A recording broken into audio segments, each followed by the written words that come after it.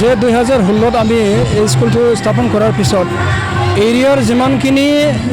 জাতি জনগোষ্ঠী আছে তাৰ যিবিলাক ছাত্ৰ ছাত্ৰী ইয়াত আছে সো সিহঁতক এটা পঢ়াৰ ক্ষেত্ৰত যেটো আমি সুযোগ সুবিধা আমাৰ যেটো কেপাসিটি অনুযায়ী যেটো দিবলৈ আমি সক্ষম হৈছো সো আমি অত্যন্ত সুখী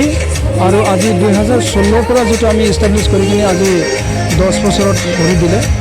সো বিভিন্ন ধৰণৰ আমি প্ৰগ্ৰাম তেনেকুৱা কৰিছো স্কুলৰ প্ৰাংগণত কিন্তু এনুৱেল ডে হিচাপে আমি তেনেকুৱা কৰা নাছিলো কিন্তু ইয়াতে আমি আজি বহুত সুখী কাৰণ আমাৰ যিবিলাক ফাৰ্ষ্ট আউট ষ্টুডেণ্টছ বিলাক যেটো আছে বাহিৰত গৈ কিনে যেনেকুৱা পাৰফৰ্ম কৰিলে সিহঁতে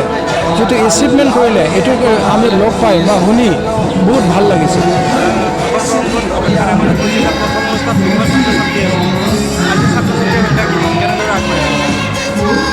যেতিয়া আমি স্টার্ট কৰিছিলো তেতিয়া 200 ষ্টুডেণ্টছ আছিল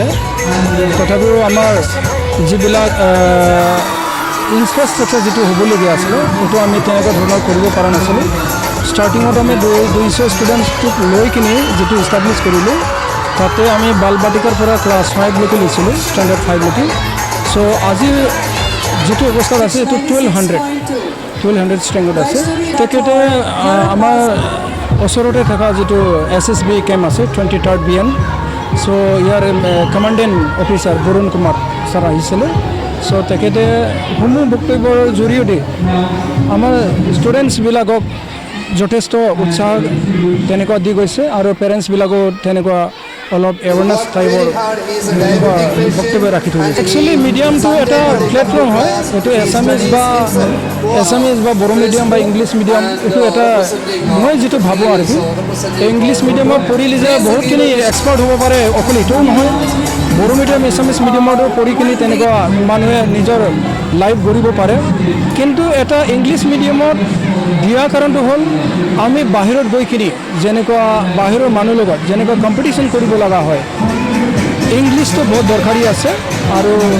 ইয়াৰ কাৰণে আমি ইংলিছ মিডিয়াম CBSE আণ্ডাৰত খুলিছোঁ এতিয়া আমি ইংলিছ মিডিয়াম স্কুল খুলিছোঁ যদিও আমি যে এছামিজ বা বড়ো ছাবজেক্টটো আমি ফিজ ভৰাই ৰাখিছোঁ এইটো নহয় উদাহৰণ হিচাপে আমি এইটো বছৰত আমি ক'বলৈ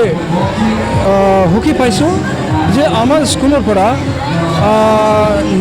বড়ো ছাবজেক্টত 99 মাৰ্ক পাই পেলাই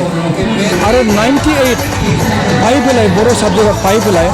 গোটেই অসমত CBSEৰ আণ্ডাৰত আমাৰ স্কুলে টপ মাৰিছে বুলি এইটো আমি ক'বলৈ মানে সুখী পাইছোঁ